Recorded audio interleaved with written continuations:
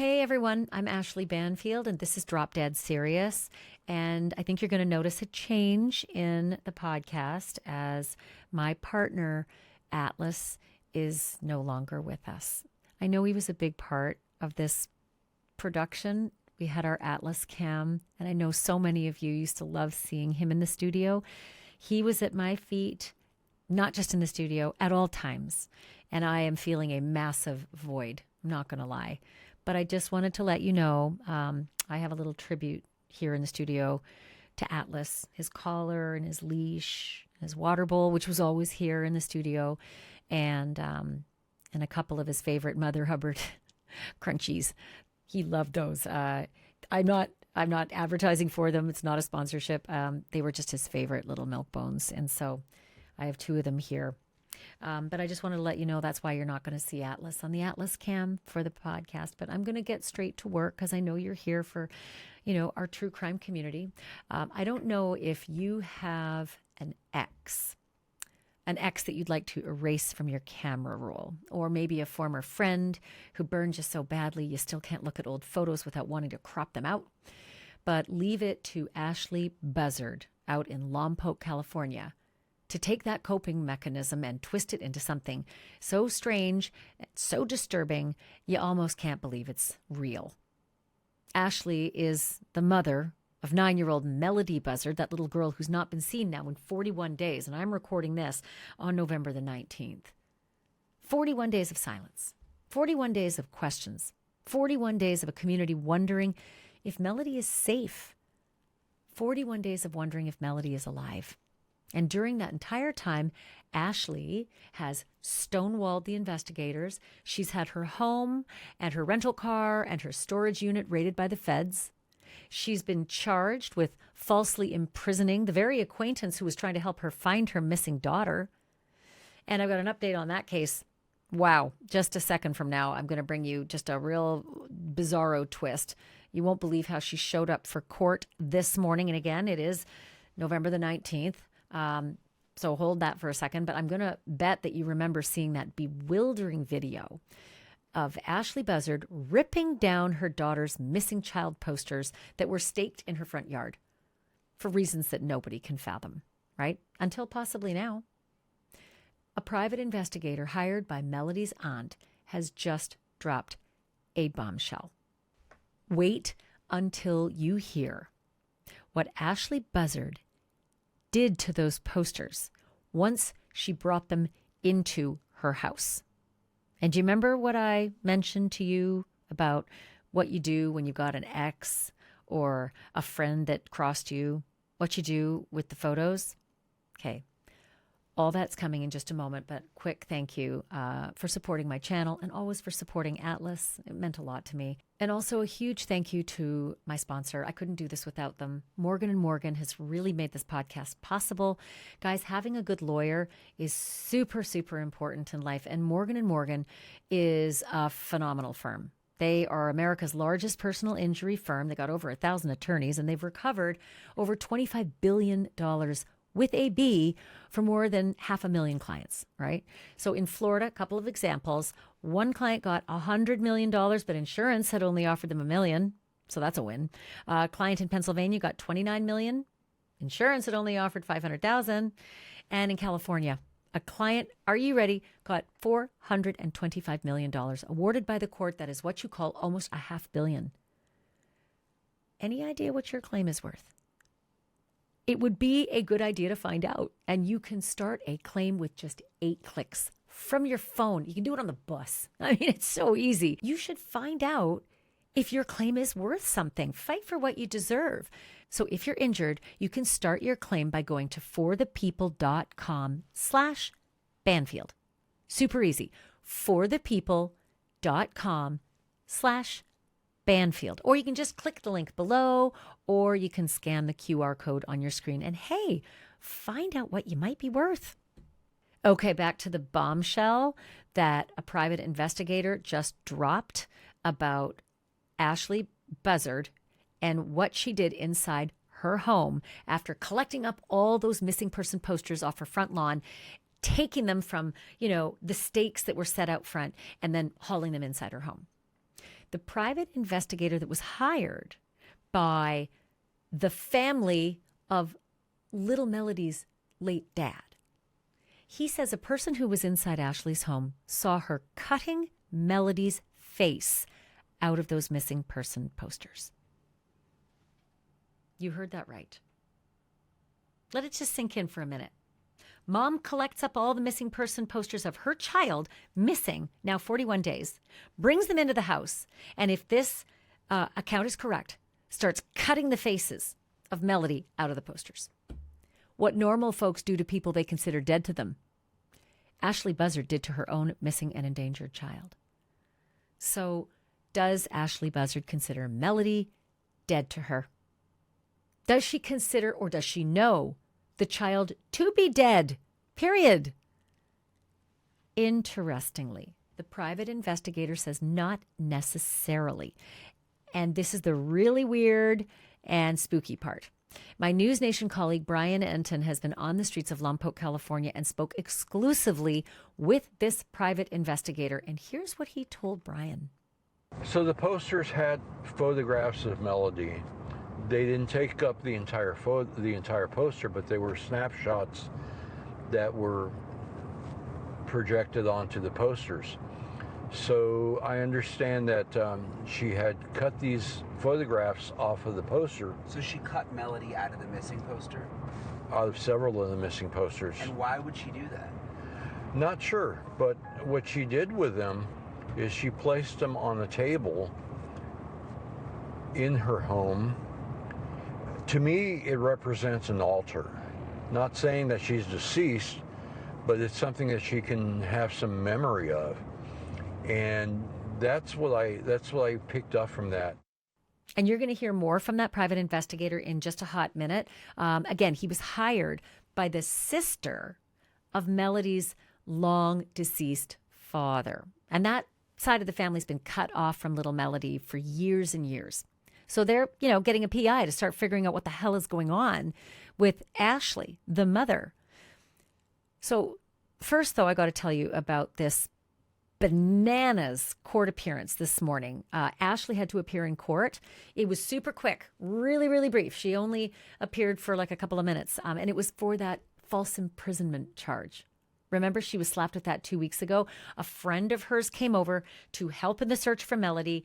The friend told police that Ashleigh told him some things about dropping little Melodee off somewhere out near Nevada or Utah, and even told him who with, and then apparently regretted she'd said it, and then locked the doors and wouldn't let this guy leave her house and produced a box cutter. That was the report that police got, right? So this is the charge, false imprisonment, from, not letting this friend leave your house and pulling out a box cutter.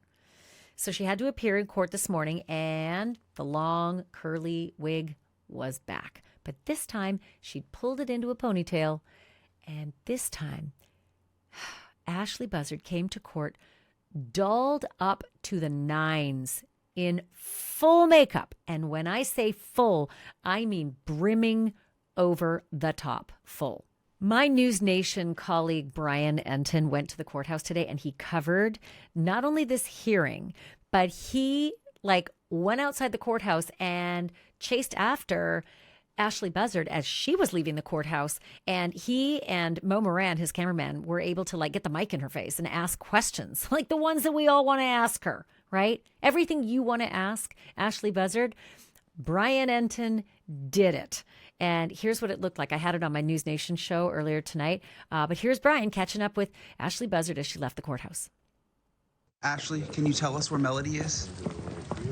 Why aren't you saying anything to law enforcement, Ashleigh? Why have you just stayed quiet when your daughter's missing? It doesn't make any sense. Why did you cut her pictures out on the posters? Everyone just wants to know where Melodee is. Everybody just wants to know. Can you guys back up away from the car, please? Okay, I don't know if it's just me, and maybe you feel the same way, but when I watch that, I am immediately transported like half a decade ago to Hawaii, and not for anything good. I'm transported to the moment that Nate Eaton from East Idaho News flew to Hawaii to track down Lori Vallow and walked beside her and Chad and asked the questions. Where are your kids, Lori? Lori, where are your kids? Everybody's worried about your kids. Where are they? And she just stared straight ahead and kept on walking. This was like the same vibe completely, right? There's Brian Enton trying like hell to ask the questions we all want asked and answered. And there's Ashlee Buzzard just staring straight ahead, Lori Vallow style. Now, I'm not suggesting that Ashlee Buzzard killed Melodee Buzzard. I do not know that. I don't have a good feeling. But there she was, just like Lori Vallow, staring straight ahead, didn't give a hot damn about a reporter, about police, about anybody asking after the whereabouts and well-being of her 9-year-old daughter.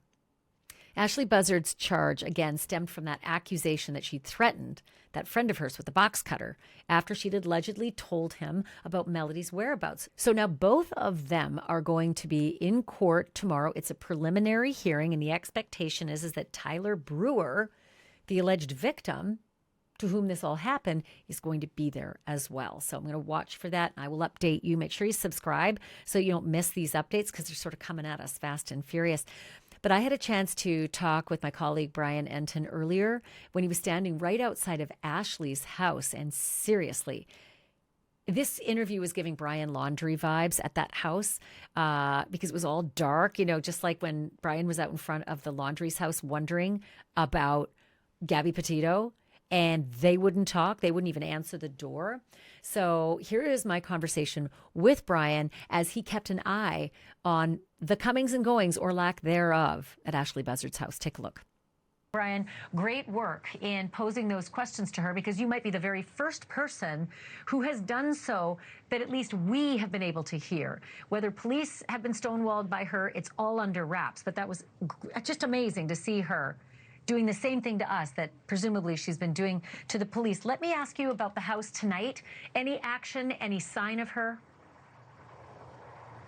Yeah, and by the way, you heard the clanking in that video when I was asking her questions. Those were her little high heel boots. She was really dolled up today, like you said, very different than what we've seen her in the past. And she had the wig on before, but it was sort of pulled back. We're outside her house tonight in Lompoc. Very, very dark. The signs are still out here. She's left these signs out front. Where's Melodee? We won't stop looking for her. So show us where she is. This apparently was up on this stick here, but it's been pushed down. We'll get a little closer to the house, though. It's dark. She's inside tonight, Ashlee. There was a FedEx delivery a couple of hours ago, and she came out and got the box, but she went back in. There's the light on outside, but it's totally pitch black inside. There have been no lights coming in from any of the windows, and she hasn't come out, and she still hasn't spoken to anyone, Ashlee. I am getting Brian Laundrie vibes here. I remember when you were out in front of the Laundrie's home in Florida when Gabby Petito was missing, and it was the same thing. Dark windows, no activity, signs outside, and a lot of protesters. That was one thing that was very different. But I am curious, when you saw her, I know it was all very fast and you were busy interviewing, did you happen to notice whether she still had her ankle monitor on her leg? Because the other day when she was moving boxes, it was hard to tell, but we thought maybe it wasn't there. It's a good question, and it was hard to tell. I didn't see it, although what she was wearing and these kind of boots, like heeled boots, I think it could have been covered. I didn't notice it. But it was a quick hearing, and it was interesting, too. She kind of had an entourage today, Ashlee. Last time we saw her, she was by herself, and she doesn't have a car. I mean, there's no car in the garage. She doesn't have a car, so she Ubers or she ride shares to these court hearings. So last time she showed up and she walked in alone. This time, I guess they were sort of prepared. She had a couple of police officers surrounding her. Her lawyer, her public defender, was also with her, walking with her when she went in. She was only in for maybe 5-10 minutes. It was a quick hearing. Tomorrow is really going to be the main hearing. And then she walked out. She went back to that ride share, came right back to the house, and she hasn't been out since. So tell me about the actual court appearance itself. I know it was really brief, but tell me all the color from inside that proceeding. Yeah, it was brief. They didn't allow video cameras this time, but the judge did allow still cameras, which is why you can see these still images, these photographs from inside of her. Again, she showed no emotion. She didn't speak once. We never heard her voice, not even once. And she just went in. She was with her lawyer. They were basically confirming that this preliminary hearing is going to happen tomorrow. And she looked at the judge, but really kind of stone cold, no emotion at all, really dolled up. I mean, really heavy on the blush. Ashleigh, you could see just her cheeks were really, really red. She had a lot of makeup on, which we haven't seen before. And I think it was the same wig. She just sort of had it styled differently and pulled back. And so she didn't say a word. She was in very quick. She left. And the only time I noticed any kind of feeling from her is when I first said her name when she came out. I said Ashleigh, and she looked over and we made eye contact just for a second. But then she just looked forward and went to the car. So I'm going to ask you this next question, but I'm going to ask our control room to put that comparative photo of her in the court appearance last week and the court appearance this morning in full screen. I want to just be, I want the audience to be able to just see the stark difference between her court appearance. Now, granted, I will say this. On the right, she had been in jail. They arrested her at her home, and they brought her to the police station and processed her, and they locked her up in county for, I believe it was like 5 or 6 days at least. I think she was pulled in on a Friday or so, and she came out midweek. And so this would have been her on the right after several days in jail where they don't, have an ample supply of makeup or hair products. But that's a wig on the right, and it does look like it's the same wig on the left, Brian, but the amount of makeup that she has on makes her indeed just an entirely different person. And I put that on the screen not for the prurience of looking at it. I put it on the screen for those who feel they may have seen that woman on the left somewhere in that cross-country trip that she made with Melodee, from which she returned without Melodee. Or have they seen the woman on the right? Have you seen either of these women? They're the same woman. But she has, obviously, she's a chameleon. It's just incredible to see that. And I want you to tell me, Brian, a little bit more about this private investigator who has inside knowledge of what was going on inside her home, snipping the faces of Melodee off of those missing posters. Walk me through that. Yeah, this is really disturbing. This private investigator, his name is Bill Garcia. He has a long history, decades of work looking for missing children and a lot of success. And the paternal side, Melodee's, father's family, the aunt, actually recruited this man, Bill Garcia, to come in and help with the case. He spent a lot of time, by the way, Ashleigh, out here surveilling the house, watching her movements, trying to talk to her. But he got information from someone who was inside the house, who he says told him that the missing Melodee posters were inside this house behind me, and that she had cut the faces and the border around Melodee's face out of the posters. So they were just like the shell of Melodee's face in the posters, and that she had moved those pictures over to another area where, as he described it, it almost seemed like a shrine, which he found to be very, very disturbing. He also, by the way, went on the road trip that Melodee went on. He retraced her steps. He went to Utah, where there have been these reports that Ashleigh may have given Melodee to someone in Utah. And I asked him whether he really believes that story. Listen to what Bill Garcia told me, Ashleigh. My personal belief after doing this over 30 years, I don't believe it. I don't believe she left Melodee. I think it's kind of a smokescreen to throw people off. I don't see her leaving her out anywhere with anyone, or leaving her out in the brush or in the woods. I see her bringing her all the way home if something happened to her. I think regardless if something happened, she would have brought her at least close to home. So you think she could be that close to home? I do. I absolutely do. I think Ashleigh has done this before, and whether she was a courier for drugs or any other kind of item. When you say done this before, what do you mean? She's made these trips before. I'm certain of it. You mean this strange trip to the cross-country trips?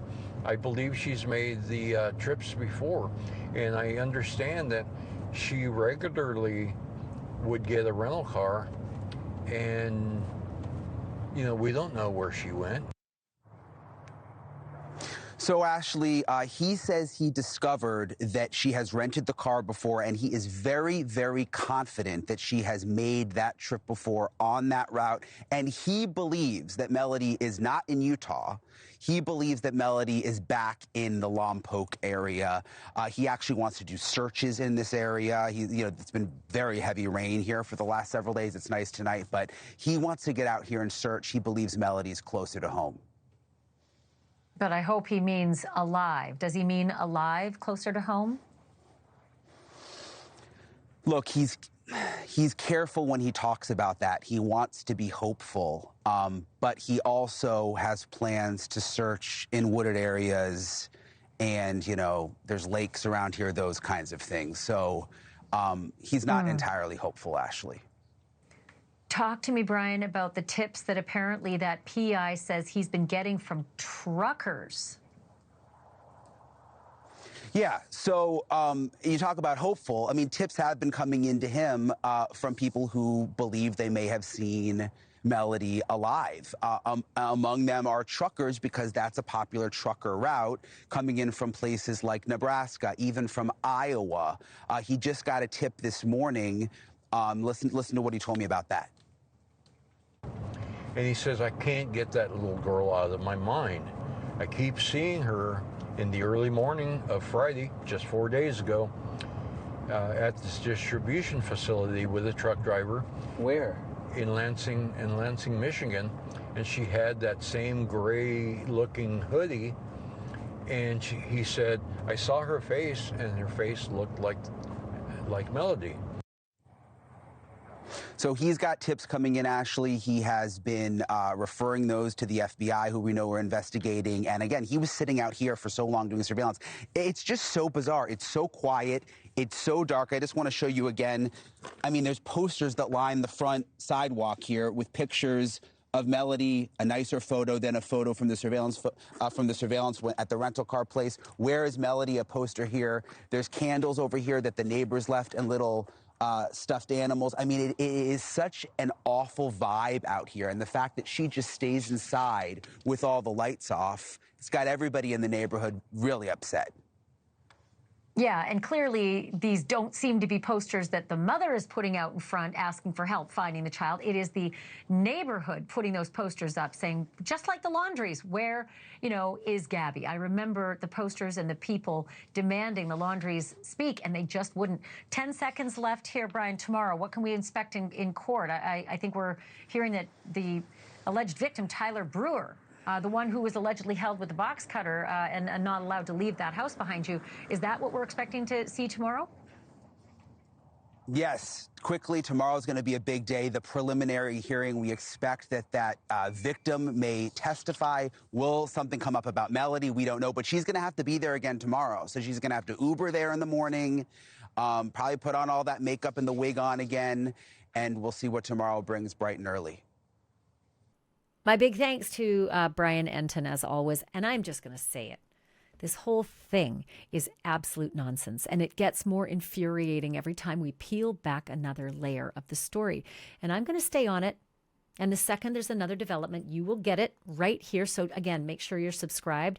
I don't want you to miss any of these updates, because sometimes there are multiple updates in a day. Today was a big walloping, cornucopia of weirdness in this case. But we're following it, and the shoe is going to drop at some point. I can feel it. As always, I thank you so much for being here. I thank you for listening and watching. And remember, the truth isn't just serious, it's drop dead serious.